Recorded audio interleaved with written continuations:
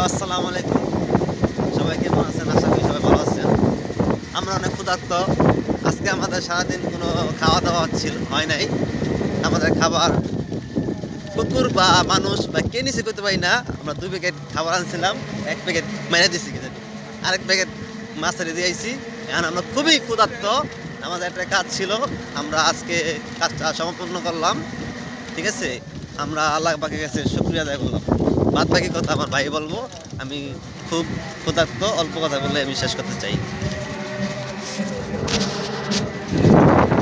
আসসালামু আলাইকুম।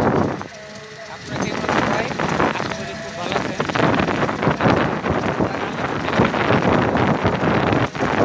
কিন্তু আমাদের আমরা সকালবেলা 2 প্যাকেট বিরিয়ানি আনছিলাম। মানে ভাবছিলাম অনেক আনন্দ করে খাবো 2 ভাই। কিন্তু আল্লাহ পাক আমাদের কিসমত রাখে নাই। কি খাইছিলাম সঠিক বলতে পারি না। এই জন্য আরেক প্যাকেট আমরা সচেতনভাবে খাবো না। তারপর ফেলে দিয়েছি। টাকা আমরা তারপর কাজ শেষ করলাম। মালিক তখন আমাদেরকে বললো যে মাপ দিলাম, মাপ দেওয়ার পর থেকে বলতেছে টাকাটা পরে হয়তো আমাদের দুজনের মনটা খুব খারাপ থাকার তারপর আমরা চলে আসলাম দোকানে নিয়ে তখন দেখলাম সাথে সাথে আমার টাকা দিলে বের করে ওখান থেকে আমার টাকা বসে তাতে আমরা অনেক খুশি কিন্তু মালিকটা হলো আল্লাহ পাক প্রত্যেকটা বড় লোক যেন এরকম মন কারণ আমি বড় লোক হয়েছি আরেক সেরকম বড় লোক পাওয়া যায় তো আমরা তার দোয়া করি যাতে তার সব কিছু আল্লাহ দান আমাদের বরকত সে খুব ভালো লোক।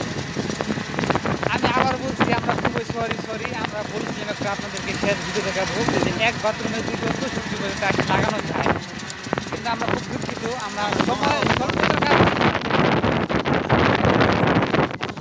আমরা পরবর্তীতে কোনো সময় হলে আমরা এদিকে আসবো ভিডিও দেখানো আর আমরা এখন বেশি কথা বলতে পারছি না আমরা দেখেন সন্দেহ হচ্ছে কিন্তু আমরা বাইরে চলে যাবো আমার জন্য দোয়া করবেন।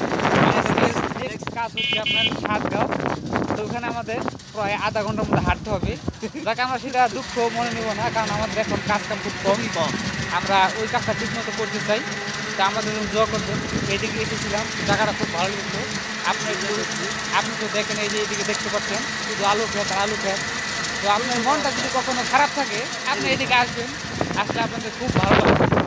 ঠিক আছে আপনারা ভালো থাকবেন আর আমাদের জন্য দোয়া করবেন আমরা যেন ভালোভাবে কাজ করতে পারি। আসসালামু আলাইকুম, ভালো থাকবেন সবাই। এখন খবর পড়লো এখন খবর পড়লো বাগবাড়ি থেকে জাহিদুল ইসলাম তার মূল্যবান বক্তব্য পেশ করলো। আমি তার ক্যামেরাম্যান ছিলাম। জানি না কতটুকু ভিডিওটা ভালো হয়েছে। আপনারা লাইক শেয়ার এবং কমেন্ট করবেন না। আমাদের নেক্সট ভিডিও আমরা অবশ্যই অতি শীঘ্রই আমরা আপনাদের জন্য বের করবো। আল্লাহ হাফেজ।